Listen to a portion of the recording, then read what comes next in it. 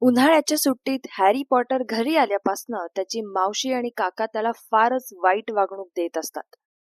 तो आपल्याला कधी एकदा हॉगवर्ट्स जादू तंत्र विद्यालयात जायला मिळेल अशी तळमळून वाट बघत असतो. परंतु त्याच्याकडे एक बुटका येतो आणि त्याला सावध करतो की पुढील वर्षी हॉगवर्ट्स मध्ये अशा काही भयानक घटना घडणार आहेत की ज्यात त्याचा जीवही जाऊ शकतो.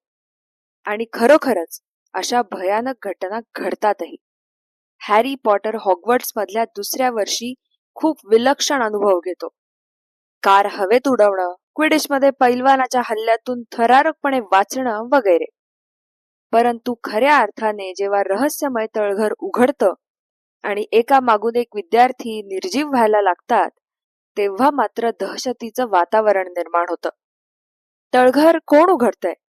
सैतानी जादूगार व्हॉल्डेमॉर्टचे खास विश्वासू मिस्टर मॅलफॉयचा मुलगा ड्रेको मॅलफॉय तर उघडत नसेल ना?